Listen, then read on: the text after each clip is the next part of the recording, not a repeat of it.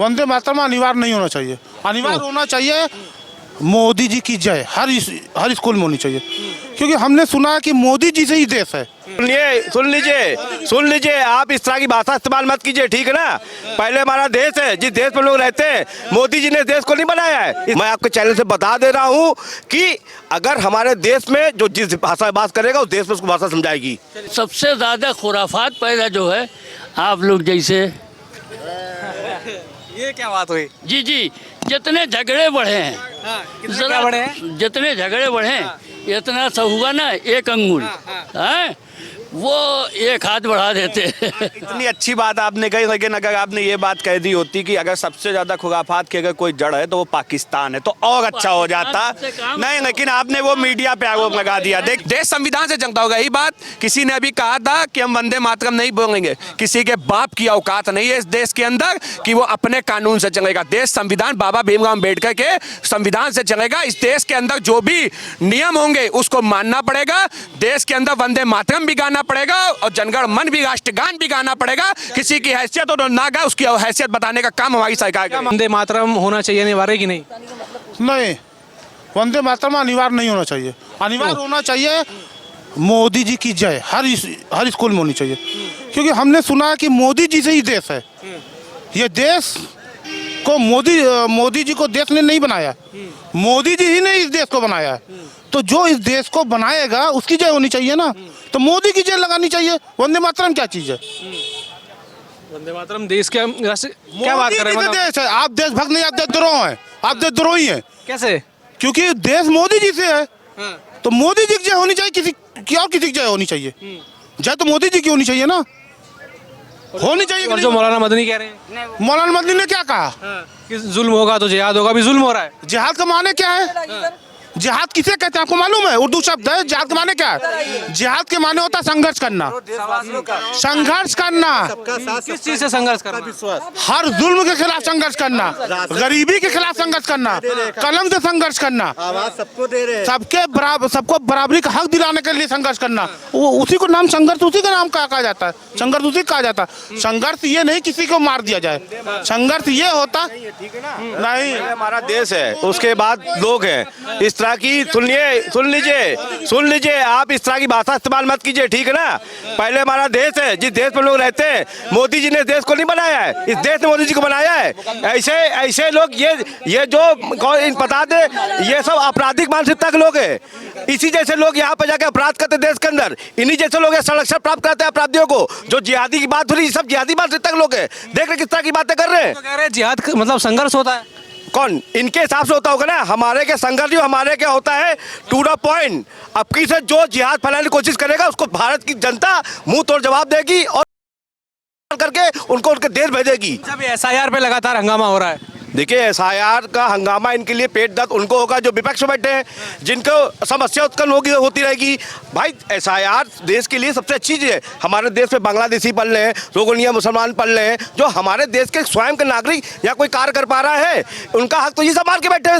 चक्के करके वहाँ से बिना पासपोर्ट के आकर के या हमारे देश में शहर में रह रहे और हमारे देश के लोकल लोगों का हक मार रहे। तो मोदी जी ने अगर SIR कराए है तो उसका कहीं ना कहीं एडवांटेज हमारे लोगों को, जो अल्पसंख्यक समाज के लोगों को मिलेगा। ऐसा नहीं है। और आपको बता दें कि अल्पसंख्यक आज हमारे देश के अंदर सबसे ज़्यादा अगर लाभ मिल रहा है तो वो अल्पसंख्यक समाज को मिल रहा है।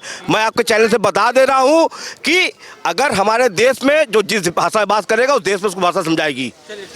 सर क्या कहेंगे? SIR का मुद्दा लगातार चल रहा है, अभी संसद भवन में भी हंगामा हुआ SIR को लेकर, क्या कहते हैं?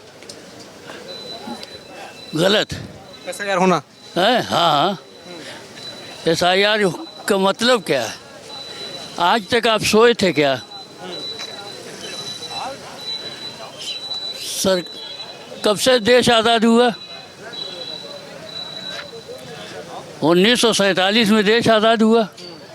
कानून कब बना बताइए? कानून तो 1951 में भी ये हुआ था, 2003 में हुआ था, उससे पहले हर 20 साल बाद बात नहीं। सुनो हमारी बात सुनो यार, अभी तक आप कहाँ थे? अभी तक आपको SIR की याद क्यों नहीं आई? आप जो चाहिएगा वो कर लीजिए, चाहे कोई भी सरकार हो, हमको इससे बहस नहीं है। आप तक सोए क्यों रहे? जिसका चाहते हैं आप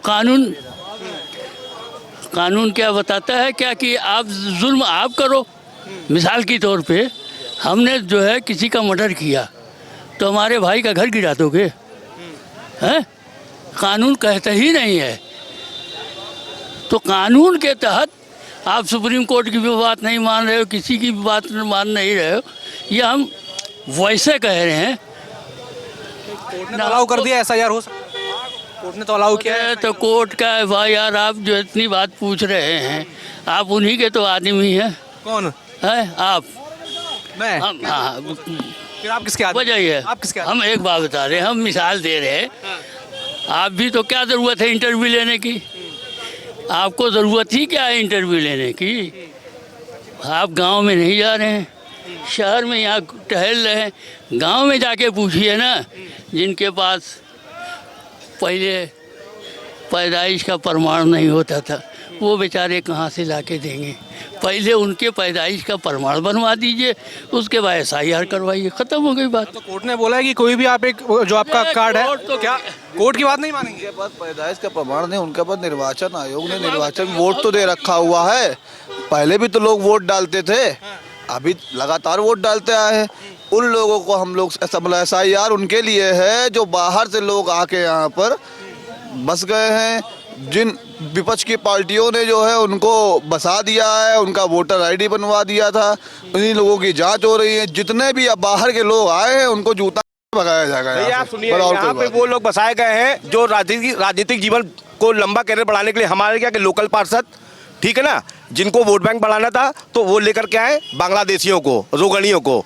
हमारे क्या कि विधायक जिनको वोट बैंक बढ़ाना था वो लेकर के आए बांग्लादेशी रोगड़ियों को। तो इन्हीं जैसे लोगों की वजह से हमारे देश के अंदर अराजकता फैल रही है और जिहादी मानसिकता फैल रही है और अपराधी पल रहे हैं। ये हमारे हिंदुस्तान का कोई लोकल अपराधी नहीं है, ये वो अपराधी है जो बांग्लादेश से आए हुए, बिना वीजे बिना पासपोर्ट के आए हुए। सुनिए, अभी मौलाना, कभी किसी ने सोचा भी नहीं था कि भारत का सबसे बड़ा राज्य एक दिन दुनिया का सबसे हॉट निवेश डेस्टिनेशन बन जाएगा। उत्तर प्रदेश, जहां आपको मिलता है योगी राज में सुरक्षित माहौल, बुलेट जैसी कनेक्टिविटी, डिफेंस कॉरिडोर से लेकर के आईटी और स्टार्टअप की क्रांति। अब वही उत्तर प्रदेश दुनिया की नजरों में नंबर 1 उभरता हुआ निवेश पावर हाउस बन चुका है। सिर्फ 8 साल, जी हाँ, सिर्फ 8 साल में मुख्यमंत्री योगी आदित्यनाथ ने वो कमाल करके दिखाया है जो आंकड़े खुद बयां करते हैं। क्या आप जानते हैं, पिछले 8 सालों में योगी सरकार के नेतृत्व में यूपी ने ला दिया है निवेश का तूफान। एफडीआई 2000 से 2017 में सिर्फ 3000 करोड़ था, लेकिन 2019 से 2025 में 14000 करोड़ रुपए से भी ज्यादा। मुख्यमंत्री योगी आदित्यनाथ का कमाल है कि 22 राज्यों को यूपी ने पीछे छोड़ दिया है। जीएसडीपी 2017 में 12.75 लाख करोड़ से उछल करके 2025 में 27.51 लाख करोड़ हो चुका है। 11.6% की ग्रोथ राष्ट्रीय औसत से भी तेज है। Global investor summit 2023 33.50 lakh crore के प्रपोजल्स मिले, 40 लाख करोड़ से ज्यादा ग्राउंड पर आ चुके हैं। 2025 में एलओसीज 70 से ज्यादा को अप्रूवल मिला है। 6.77 लाख करोड़ के सैमसंग, अदानी, टाटा, माइक्रोसॉफ्ट ने उत्तर प्रदेश में ताल ठोका है। 1 करोड़ 20 लाख से ज्यादा नई नौकरियां इलेक्ट्रॉनिक्स मैन्युफैक्चरिंग में देश में यूपी नंबर 1 बन चुका है। 196 ESDM कंपनियां ग्रेटर नोएडा से वाराणसी तक फैली हुई है। 18,000 से ज्यादा स्टार्टअप, 8 यूनिकॉर्न के साथ योगीराज में यूपी बन रहा है ग्लोबल हब। उत्तर प्रदेश में है एशिया का सबसे बड़ा डिफेंस कॉरिडोर, एशिया का सबसे बड़ा जेवर एयरपोर्ट, बनारस से नोएडा तक 12 डेटा सेंटर्स, सुरक्षित माहौल, 24 घंटे बिजली, एक्सप्रेसवे का बिछा हुआ है लंबा जाल। यहाँ निवेश सिर्फ पैसा नहीं बल्कि एक भरोसा है। अब दुनिया के हर बड़े इन्वेस्टर्स की जुबान पर है एक ही नाम, Uttar Pradesh. London, New York, Dubai, Singapore के इन्वेस्टर्स कह रहे हैं कि अगर भारत में पैसा लगाना है तो सीधे यूपी आना है, क्योंकि योगी राज में उत्तर प्रदेश बन चुका है भारत की नई अर्थव्यवस्था का सुपर पावर हाउस। आप भी जुड़िए इस सफलता की रफ्तार से। इन्वेस्ट यूपी, उत्तर प्रदेश बढ़ेगा तो भारत बढ़ेगा। मोदी ने कहा कि जब जब जुल्म होगा तब जिहाद होगा। आखिर कैसा जुल्म हो रहा है और कैसा जिहाद की बात होगा? जिहाद क्या है? जिहाद आप है समझाइए मेरे को, नहीं। आप बेहतर जानते हैं आप। जिहाद जो है कब जो है इस्लाम पे कोई आफत आए तो उसके लिए जो हुक्म दिया जाता है वो जिहाद यहाँ लागू नहीं होता है। जब सरकार दो आलम सल्लल्लाहु अलैहि वसल्लम का ज़माना था तब हुआ था, यहाँ का जहाँ जिहाद हो जाएगा। तो कह रहे हैं जुल्म हो रहा है, अभी कौन सा जुल्म हो रहा है? अभी कौन सा जुल्म हो रहा पूछिए कोई जुल्म जुल्म हिंदुस्तान में रह रहे हैं। है? मदनी ही कह रहे हैं कि जुल्म हो रहा है, कौन सा एक आदमी कर देने से क्या हो जाएगा? जितना मुसलमान सुरक्षित ये है, जितना समान मुसलमान पूरी मिलता है, देखो पूरे कहीं और शहरों में नहीं मिलता है। पूरी दुनिया में चाहे हिंदू हो, चाहे मुसलमान हो, चाहे सिख हो, चाहे ईसाई हो, सबसे सुकून की जगह हिंदुस्तान है। इसको चलाइएगा। समझ में आई बात? और सबसे ज़्यादा खुराफात पैदा जो है आप लोग जैसे, ये क्या बात हुई? जी जी, जितने झगड़े बढ़े हैं, कितने क्या बड़े हैं? जितने झगड़े बढ़े हैं इतना सा हुआ ना एक अंगुल है वो एक हाथ बढ़ा देते इतनी अच्छी बात आपने कही, लेकिन अगर आपने ये बात कह दी होती कि अगर सबसे ज्यादा खुराफात की अगर कोई जड़ है तो वो पाकिस्तान है तो और अच्छा हो जाता। नहीं, लेकिन आपने वो मीडिया पे आरोप लगा दिया। देखिए हमारा कहना है, देखिए हमारा कहना है, आज आप देख रहे हैं इस देश के अंदर अभी आपके चैनल पे एक ने आदमी ने कहा कि मोदी, क्योंकि टॉन्ट भाषा में उसने कहा कि मोदी जिंदाबाद होनी चाहिए, वंदे मातरम नहीं होना चाहिए। ये जिहादी लोग हैं, जिहादी मानसिकता के लोग हैं, और ये वो लोग हैं जो हमारे देश के अंदर खाते हैं लेकिन गुणगान करते हैं पाकिस्तान, बांग्लादेश और अपने जो घुसपैठी है उनका। मेरा कहना ये है, SIR से दिक्कत क्या है? SIR का अर्थ क्या है? SIR का मतलब है कि अगर हम इस देश के नागरिक हैं तो हमें क्या दिक्कत है? हम उस वोटर ID आज नहीं, वोटर ID की शुरुआत जब से हुई, पहली बार कभी भी तो इस प्रोसीजर को अपनाया गया होगा ना, उसी के आधार पे वोटर ID कार्ड बने। आज रिवीजन अगर किसी चीज़ का होगा, हर चीज़ का रिवीजन होना चाहिए। अगर रिवीजन हो रहा है उसमें देखा जा रहा है कि भाई हमारे देश के जो गरीब है, शोषित है, वंचित है, दलित है, उनके अधिकारों को जो हनन है वो घुसपैठिए कर रहे हैं। तो अगर मोदी जी उन घुसपैठियों को हटाना चाहते हैं और देश के अंदर गरीब, शोषित, वंचित, दलितों को उनका अधिकार दिलाना चाहते हैं तो उसमें दिक्कत क्या है? मेरा दूसरा सवाल है, मैं आज कह देना चाहता हूँ, ये SIR जो भी मुद्दा आता है, विपक्ष के बाद मुद्दे हैं नहीं, जो भी मुद्दा आया उसको हिंदू मुसलमान कर दिया। मैं कहना चाहता हूँ कि क्या हिंदू अपना वोट नहीं बनवा रहा है? क्या मुसलमान अपना वोट नहीं बनवा रहा है? तो क्या केवल मुसलमान को वोट बनाना, हिंदू को बनाना, ऐसा तो है नहीं। दोनों सारी जातियों को, हर समाज, हर समुदाय को बनाना है। तो दिक्कत किस चीज़ की है? मैंने भी अपना SIR फॉर्म भरा है, मैं इस देश का नागरिक हूँ, मुझे अपनी देश की नागरिकता और मुझे अपने पे देश की जो नियम है, कानून है, उनको मानना है। देश संविधान से चलता होगा। यही बात किसी ने अभी कहा था कि हम वंदे मातरम नहीं बोलेंगे, किसी के बाप की औकात नहीं है इस देश के अंदर कि वो अपने कानून से चलेगा। देश संविधान बाबा भीमराव अम्बेडकर के संविधान से चलेगा। इस देश के अंदर जो भी नियम होंगे उसको मानना पड़ेगा। देश के अंदर वंदे मातरम भी गाना पड़ेगा और जनगण मन भी, राष्ट्रगान भी गाना पड़ेगा। किसी की हैसियत और ना गा, उसकी हैसियत बताने का काम हमारी सरकार क्या का। मानते सर, लगातार राष्ट्रीय गीत जो है वंदे मातरम, उसको लेकर चर्चा हो रही है कि ये अनिवार्य कर दिया गया है सरकार द्वारा, वो होना चाहिए स्कूलों में कि नहीं? होना चाहिए कि नहीं? सरकार की जो है, सरकार का जो कानून आएगा हर एक को मानना पड़ेगा। बात तो यहाँ तो बड़ी चीजें उठ रही हैं कि वंदे मातरम नहीं बोलेंगे यार, लोग। उठती तो है ही है। एक नंगा नाचता चला जाता है ना तो कोई नहीं देखता, एक जो है घूंघट उठा के चलिए सब जाके देखते हैं कैसी जा रही है। देख कैसी जा रही है। सही कहा उन्होंने। अगर हमने भी SIR का फार्म भरा है, मैंने ही भरा है, मैं भी इस हिंदुस्तान की नागरिक हूँ, तो मुझे डर नहीं लग रहा है, मेरे बच्चों को डर नहीं लग रहा है। विपक्ष को क्यों डर लग रहा है? यहाँ हमारे बड़े खड़े हैं, इनको डर नहीं लग रहा है। और सबसे ज़्यादा सुकून है ना तो मुस्लिमों को है भाजपा सरकार में। ये कैसे? हाँ कैसे? ये मुस्लिम बताएंगे खुद ही, झुक के वोट डालते हैं। तो बताते हैं भैया, मुसलमानों को तो खतरा है बीजेपी। गलत है, निहायत ही गलत है। मुसलमान झुक के वोट देता है। ये किसने कह दिया? ये किसने कह दिया है? हमको इतना भरोसा है मुसलमानों को बीजेपी नहीं तो गलत। किसी से नहीं खतरा है। मुसलमानों के खिलाफ चल। नहीं, किसी से नहीं खतरा है यार। जो सरकार अपोजिशन में आता है तो उंगली करता है। यही सरकार थी दूसरी तो उंगली करता। अभी मायावती आएगी अपोजिशन में तो वो उंगली करेगी। एक का एक दुश्मन वकील खड़े होते हैं कोर्ट में, जज के सामने क्या लोग जज के खड़े होते हैं, सब दोस्त। आज तक सुना किसी नेता ने मारपीट की हो? वो स्टेज पे गाली दे देंगे और गाली देने के बाद जाके सब चाय साथ में पिएंगे। भैया ये नेतागिरी है, खत्म करो। नहीं, जज के सामने क्या वकील खड़े होते हैं? मैं भाई साहब की एक बात पूछना चाहता हूँ। भाई साहब 1 मिनट आप इधर आ जाते हैं, बस एक बार। इधर आइए। भाई साहब आप हमसे उम्र में बड़े हैं, आप हमारे दूसरे समुदाय से आते हैं, आपका सम्मान है। मैं आपसे ही पूछना चाहता हूँ, देश की आज़ादी से आज 75-76 साल हो गए। ईमानदारी से हम सब मानते हैं कि मुसलमान भारतीय जनता पार्टी को वोट नहीं देता है, ठीक, लेकिन जिस पार्टी को भी वोट देता है आज 75 साल के बाद भी ऐसी क्या स्थिति, ऐसी क्यों स्थिति है कि आज अगर अनपढ़ता को आप उठाएंगे, अनपढ़ अगर सबसे ज़्यादा तो मुसलमान उससे क्यों है समाज से। अगर आप उसको रोजगार के मामले में कहेंगे तो वो पंचक बनाने पे मजबूर क्यों है। जिन लोगों को उन्होंने वोट दिया, क्या मुसलमानों, उन पार्टियों की जिम्मेदारी नहीं थी कि मुसलमानों का उत्थान करने के लिए कोई काम करें?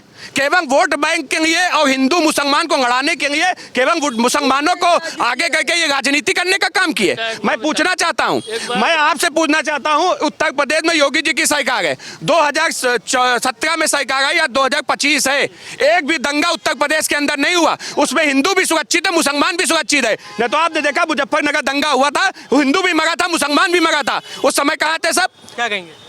ऐसा है, चाहे योगी जी हो, चाहे मायावती हो, चाहे अखिलेश हो, चाहे कोई भी हो, जितने नेता अपने मफाद के लिए लड़ते हैं, इनसे ना इनसे मतलब ना उनसे।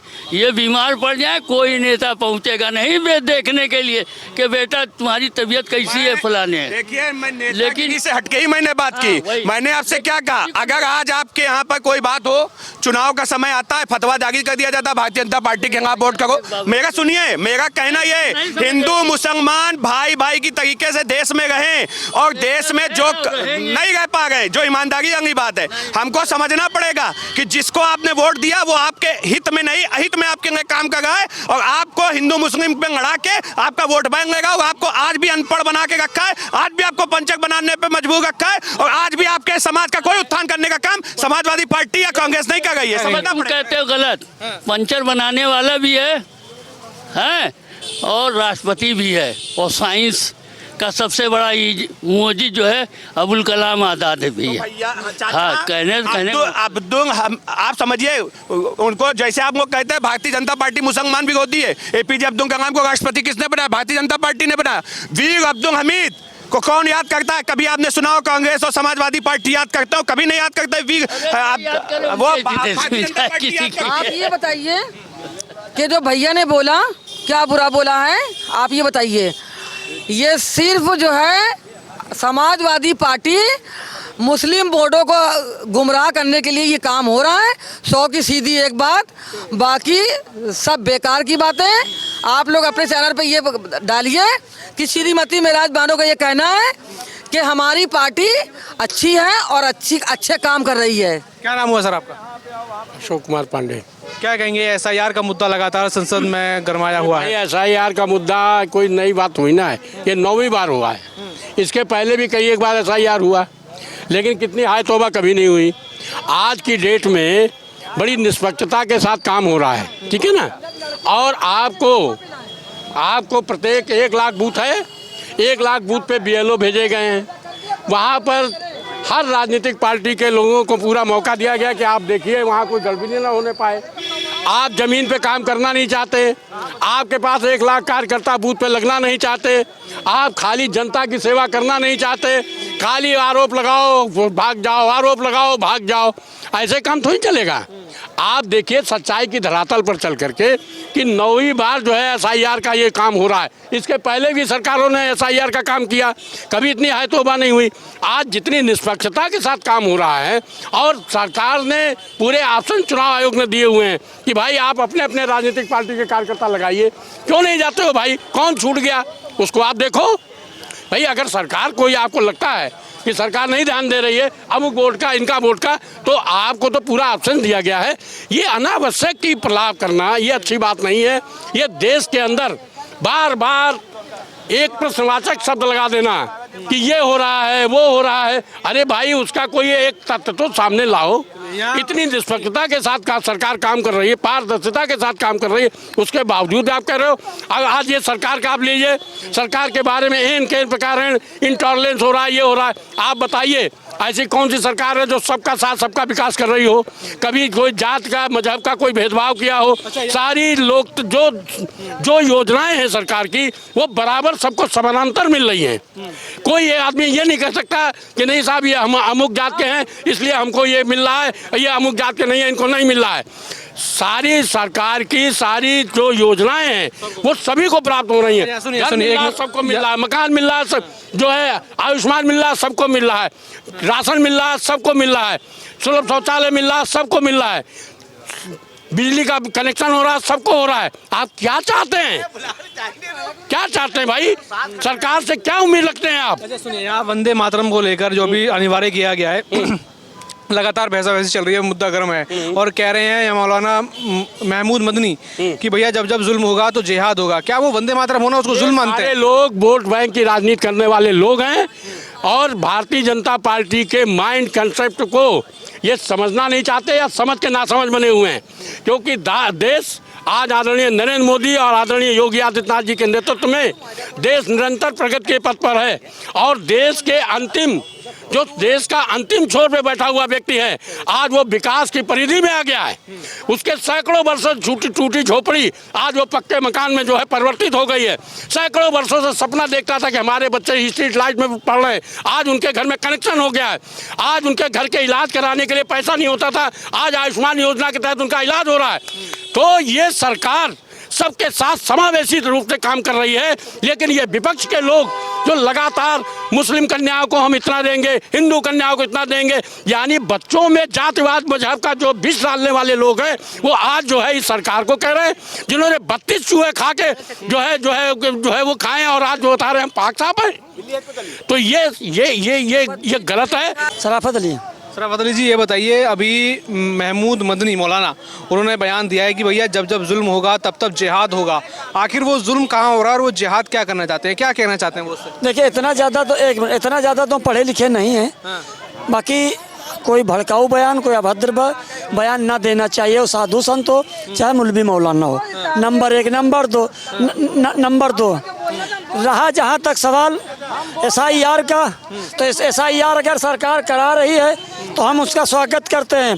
बाकी यही सपा बसपा और कांग्रेस के लोग आरोप लगाते थे कि सरकार ने जो है जाति जनगणना नहीं कराई। बाकी प्रधानमंत्री जी ने जाति जनगणना को भी घोषणा कर दी। तो मैं प्रधानमंत्री जी से मांग करता हूं कि SIR भी देश के अंदर जरूरी है और जाति जनगणना भी जरूरी है। जिसकी जितनी भागीदारी उतनी हिस्सेदारी, और जब तक जाति जनगणना नहीं होगी तब तक सामाजिक न्याय अधूरा है। और प्रधानमंत्री जी पर OBC हो चाहे SC हो चाहे माइनॉरिटी के हो चाहे सवर्ण हो, सबने जो है सम्मान किया है और सबका जो है जाति जनगणना पर जो है लोगों की उम्मीदें टिकी हैं और जाति जनगणना की आज पुकार है और होना चाहिए। अच्छा, अभी यहाँ उत्तर प्रदेश सरकार ने कहा है कि हर स्कूलों में वंदे मातरम अब अनिवार्य हो गया है। अब इसका विरोध लगातार हो रहा है। यहाँ पे मौलाना मसूद मदनी कह रहे हैं कि वो मुर्दा कौम होगी जो सरकार की बात को तुरंत मान लेगी। कुछ लोग कह रहे हैं भैया इस्लाम के खिलाफ है, वंदे मातरम नहीं बोला जाएगा, हिंदू बोले कोई और बोले, मुस्लिम नहीं बोलेंगे। देखिए, सवाल इस बात का है, मौलाना बहुत पढ़े लिखे होते हैं, साधु बहुत पढ़े लिखे होते हैं, तो उनकी बात पर हम उंगली नहीं उठा सकते।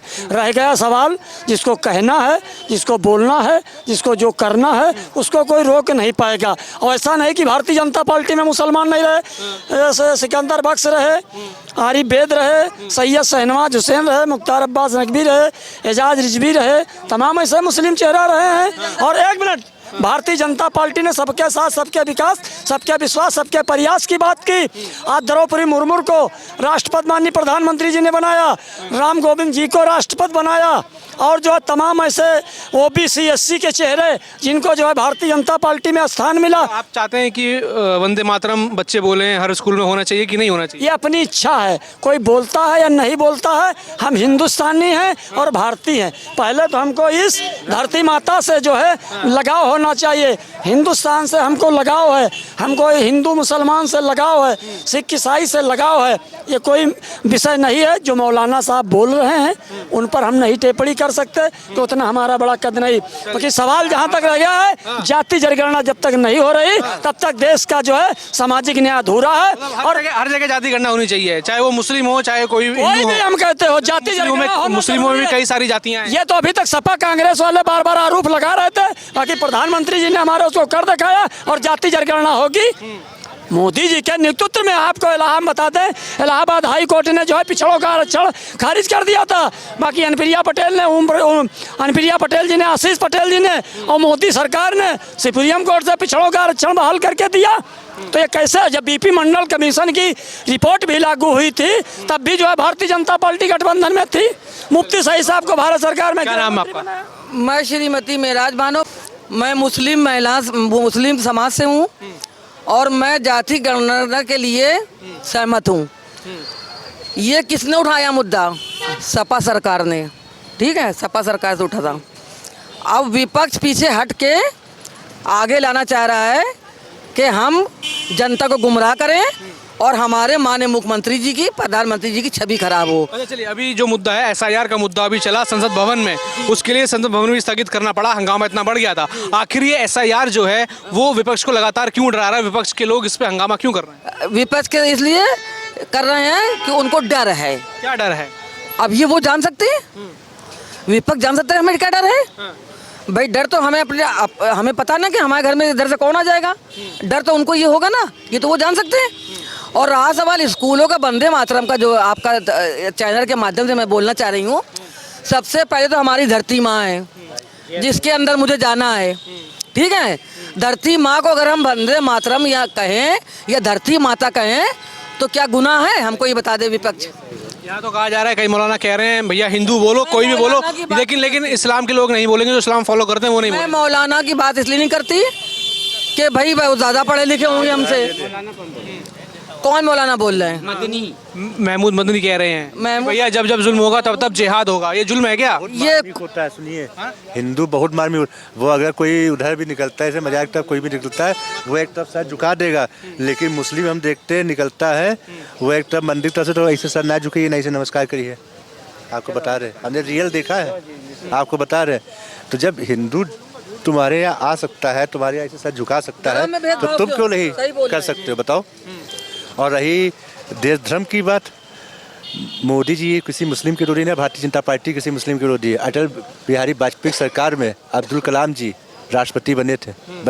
क्यों? क्योंकि वो राष्ट्रवादी थे। तो कह रहे हैं, विपक्ष कह रहा है कि एसआईआर ही मुस्लिमों के खिलाफ है, मुसलिमों के वोट काटने के लिए। एसआईआर में सबसे ज़्यादा हिंदू, सबसे ज़्यादा ब्राह्मण, ठाकुर और नीचे तबके का जो गरीब जाति का, इसका वोट जाएगा। मुसलमान का तो ज्यादा नहीं जाएगा, सबसे ज्यादा इनका वोट जाएगा। एसआईआर से मुसलमानों के वोट काटे जा रहे हैं। कुछ नहीं वोट काटे, जो भाई आप गलत तरीके से यहाँ रह रहे हैं, यहाँ की शरण लिए पड़े हैं, वो आपका गलत, आप सही वो दीजिए।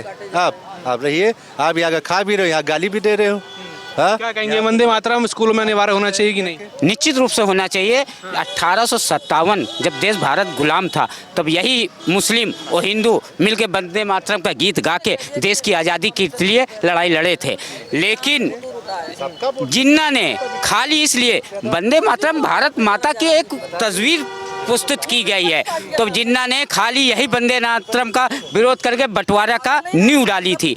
लेकिन आज भारत सरकार इस देश में रहने वाले सभी को चाहते हैं, हम भी चाहते हैं कि इस धरती पे हम जन्म लिए हैं, इसी का खाना खाएंगे, इसी का हवा सूंघेंगे, पानी पिएंगे, फल खाएंगे और इसी में मर जाएं, और इसकी वंदना नहीं कर सकते तो किसी और कोई करेंगे बना। मौलाना मदनी कह रहे हैं कि जब जब जुल्म होगा जिहाद होगा। ये जुल्म है क्या वंदे मातरम बोलना? अरे मदनी जी तो एकदम धीरे धीरे सठिया गए 75 साल में, और आतंकवादियों का पक्ष लेने लगे। अभी जो आतंकवादी अल्फाज यूनिवर्सिटी में पकड़े गए, उसका भी पक्ष लेने लगे, तो ये तो सठिया गए। ना कोई मुस्लिम को मानता है, ना कोई यहाँ। अब इस देश के अंदर दोबारा बंटवारा नहीं होगा। निश्चित रूप से वंदे मातरम का गीत हर कॉलेज में होना चाहिए, हर जगह होना चाहिए। भाई जिस देश में, जिस धरती पे हो, यहीं कमा रहे हो, यहीं खा रहे हो, यहीं का पानी पी रहे हो, यहीं का फल खा रहे हो, और इसी में मर जाओगे। कहीं तुम जाओगे नहीं कि पाकिस्तान दफनाने जाओगे, तो यहीं मरोगे। तो इसकी आराधना करने से कौन पाप है? और तो सभी करना चाहिए।